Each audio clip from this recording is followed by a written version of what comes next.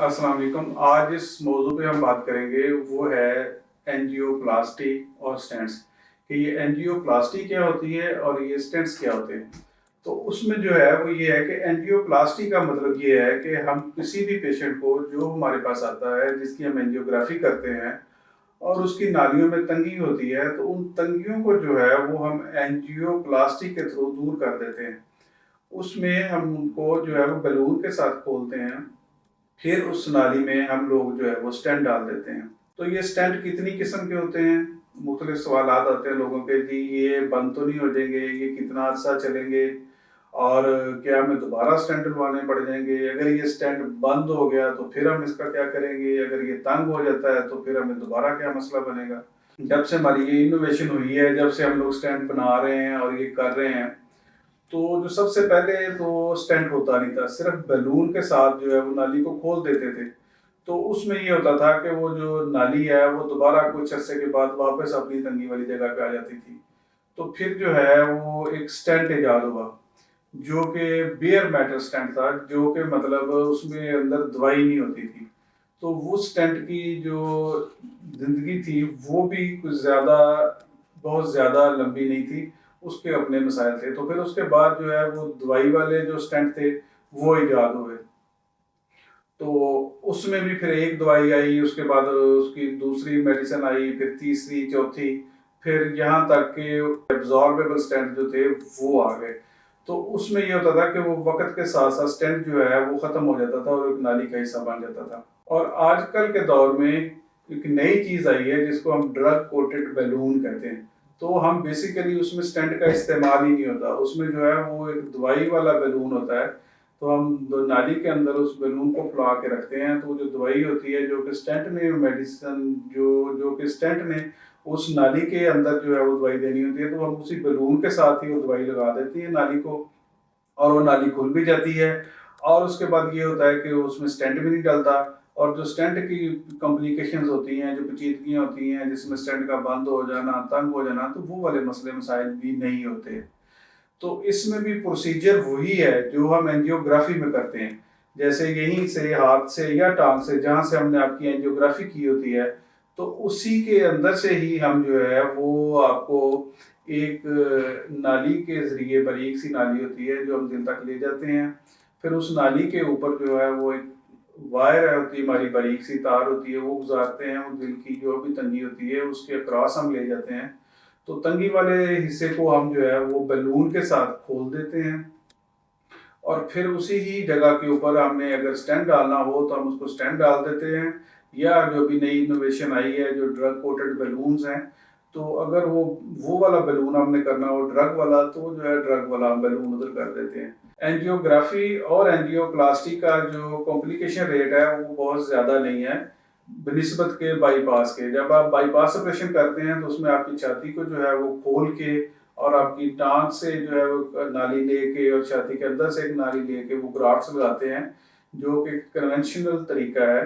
तो उसके अंदर कॉम्प्लिकेशन रेट जो है वो एंजियोप्लास्टी से ज़्यादा होता है, लेकिन वो भी एक बड़ा सेफ प्रोसीजर है। उसमें ये नहीं है कि दिल का बाईपास नहीं करवाना चाहिए। हमारे पास कुछ ऐसी पेचीदगी वाले पेशेंट्स होते हैं कि जिनको हम स्टेंटिंग नहीं कर सकते, तो उनका हल फिर बाईपास ही बनता है। तो एक जो चीज़ है कि हम पेशेंट्स को स्टेंटिंग कर देते हैं या पेशेंट का बाईपास ऑपरेशन हो जाता है, तो उसके बाद समझता है कि जी अब मेरा इलाज मुकम्मल हो गया है, और वो जो है वो मेडिसिन जो है वो छोड़ देता है, अपना परहेज छोड़ देता है कि जी अब तो मेरा बिल्कुल हार्ट जो है वो ठीक हो गया है, अब मुझे स्टेंट डाल गए हैं, मेरा बाईपास हो गया है। तो बेसिकली जो पेचीदगियाँ आती हैं स्टेंटिंग के बाद या बाईपास के बाद, वो इन्हीं पेशेंट्स में ज़्यादा होती हैं। तो इसके लिए वो कौन सी चीज़ें हैं जिनका हमने ख्याल करना है कि ताकि हमारे ये जो स्टेंट्स हैं ये बंद ना हो, ये इनकी लंबी ज़िंदगी हो, ये सारी ज़िंदगी हमारे साथ चलते रहे, हमें दोबारा तकलीफ़ ना हो। तो उसके लिए आपको अपने डॉक्टर की जो एडवाइस है उसके ऊपर अमल करना है। आपको अपनी जो है मेडिसिन वो सारी ज़िंदगी के लिए खानी है, जिसमें कि दो दवाइयाँ तो बहुत ही ज़रूरी हैं। एक जो दवाई है हमने खून पतला रखना है अपना, दूसरी हम दवाई देते हैं अपना कोलेस्ट्रोल कम करने के लिए, और यही वो दवाई है जो आपकी बीमारी को कम करती है। बाकी जितनी भी दवाइयाँ हम देते हैं वो सारी की सारी आपके सिम्टम्स को ठीक करती हैं। اور یہ اسٹیٹنس جو ہے جو کولیسٹرول کم کرنے والی دوائی ہے، یہ وہ دوائی ہے جو آپ کی بیماری کو کم کرتی ہے، آپ کی بیماری کو روکتی ہے۔ اور اگر ہم اسی اپنا چھوڑ دیں گے یہ میڈیسن تو اس سے یہ ہوگا کہ ہماری بیماری جو ہے وہ پروگریس کرے گی، کیونکہ بیسیکلی ہوتا کیا ہے کہ جو دل کی نالی ہوتی ہے، آپ ایسی سمجھیں کہ جیسے یہ ایک پائپ ہے اور پائپ کے اندر زنگ لگ گیا ہے، اور کسی ایک جگہ کے اوپر وہ زنگ اتنا زیادہ ہو گیا ہے کہ وہاں پہ بڑی تنگی ہو گئی ہے، تو ہم نے اس والی جو زنگ زیادہ تنگی والی جگہ تھی وہاں تو ہم نے اسٹینٹ ڈال دیا، اس کو تو ہم نے کھول دیا۔ اب جو خون کا بہاؤ تھا یا جب پائپ میں پانی کا بہاؤ ہوتا ہے وہ تو ہم نے بہتر کر دیا، تو اس سے سمٹمز آپ کے ٹھیک ہو گئے، لیکن جو نالی پوری کے اندر جو زنگ لگا ہوا ہے اس کا علاج تو نہیں ہوا۔ اس کا علاج تو یہ دوائیاں ہیں جو کہ آپ نے ساری عمر لینی ہے، آپ نے کھانی ہے، اور آپ نے جو اپنی خوراک ہے اس کا آپ نے خیال کرنا ہے۔ اس میں یہ ہے کہ ہم نے جو جنک فوڈ ہے، جو آئلی فوڈز ہیں، جو ہماری تلی ہوئی چیزیں جو ہم بڑے شوق سے کھاتے ہیں، کڑھائیاں کھاتے ہیں، جو ہم جو ہے یہ جیسے آج کل سردیاں ہیں تو مچھلی کا موسم آ گیا تو فرائی مچھلی کھائیں گے، تو ایسی چیزوں سے آپ نے پرہیز کرنا ہے۔ آپ نے سادہ غذا کھانی ہے، آپ نے سادہ زندگی پہ آنا ہے، آپ نے بجائے گاڑی پہ سفر کرنے کے آپ نے کوشش کرنی ہے کہ آپ پیدل چلیں۔ آپ جتنی آپ کی واک ہوگی اتنے ہی آپ کی جو ہے نا وہ صحت بہتر رہے گی۔ جتنے آپ سادہ غذا کھائیں گے، آپ سبزیاں کھائیں گے، آپ سیلڈز کھائیں گے، آپ فروٹ کھائیں گے، اتنا ہی آپ کے لیے یہ بہتر ہے، دل کی نالیوں کے لیے بہتر ہے، آپ کی صحت کے لیے بہتر ہے۔ آپ کا وزن کم ہوگا، آپ کا وزن کم ہوگا تو آپ کے بہت سارے مسائل جو ہیں وہ اسی سے حل ہو جائیں گے۔ اسی طرح پھر آپ کو آپ کی جو میڈیسن ہے وہ آپ نے لینی ہے۔ تو یہ وہ چیزیں ہیں جو سٹینٹنگ کروانے کے بعد جن کی آپ کو احتیاط کرنی ہے۔ اب یہ کویشچن ہے کہ جی اگر خدا نخواستہ ہمارا سٹینٹ تنگ ہو جاتا ہے یا سٹینٹ کی وجہ سے بند ہو جاتا ہے، کوئی بندہ دوائی چھوڑ دیتا ہے یا کوئی بھی وجہ ہوتی ہے، تو اس کا کیا ہو سکتا ہے؟ اب دوبارہ کیا بائی پاس ہوگا ہمارا؟ نہیں، تو اس میں جو اچھی بات ہے وہ یہ ہے کہ ہم اسی ہی سٹینٹ کو دوبارہ بیلون کے ساتھ کھول دیتے ہیں،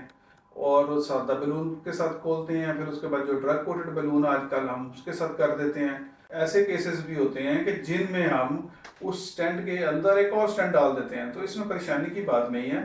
تو آپ کو بیسک جو یہ کرنا ہے کہ آپ کی ڈاکٹر کی جو ایڈوائز ہے اس کے اوپر عمل کرنا ہے، آپ کا جو لائف سٹائل ہے اس کو آپ نے سادہ کرنا ہے، اپنی خوراک جو ڈاکٹر آپ کو بتاتا ہے کہ کس طرح کی سادہ غذا کھائیں وہ کھانی ہے، جن چیزوں سے وہ کہتا ہے کہ پرہیز کریں ان سے پرہیز کرنا ہے۔ پھر ایک بہت ہی امپارٹنٹ چیز یہ ہے کہ لوگ سٹینٹ وغیرہ ڈلوا کے اس کے بعد بھی سگریٹ نوشی جاری رکھتے ہیں، وہ سگریٹ نوشی نہیں چھوڑتے۔ تو جو سگریٹ ہے اس کا بہت زیادہ ایفیکٹ ہے، اس کا جو ہے یہ خون کی نالیوں کو تنگ کرتی ہے، خون کو گاڑھا کرتی ہے، اور جو خون کے اندر جو آپ کی خون کی نالی کے اندر کی جو سطح ہوتی ہے یہ اس کو رف کر دیتی ہے۔ جیسے اس زنگ والی بات میں پہلے کہہ رہا تھا، تو جیسے نالی میں زنگ لگتا ہے تو یہ اندر کھردری کر دیتی ہے وہ ساری، تو اسی کے اوپر پھر آپ کا کولیسٹرول آ کے جمتا ہے، اسی کے اوپر پھر وہ آپ کا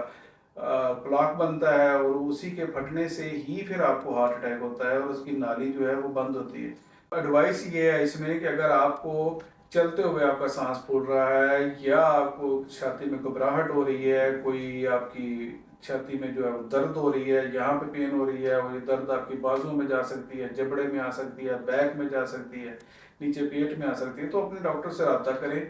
آپ کی اینجیوگرافی ہو، آپ کی جو بھی ہے آپ کے ڈائگنوسز ہو، اگر سٹینٹ کی ضرورت ہے تو آپ کو سٹینٹ ڈلے، اس کے بعد آپ جو ہے اپنی میڈیسن لیں، اپنی احتیاط کریں جیسے کہ آپ کے ڈاکٹر نے آپ کو ایڈوائز کی ہوں، تو سادہ زندگی گزاریں۔ تو یہ ہمارا آج کا موضوع تھا، تو انشاءاللہ تعالیٰ پھر کسی اور موضوع کے ساتھ آپ سے ملاقات ہوگی، تب تک کے لیے اللہ حافظ۔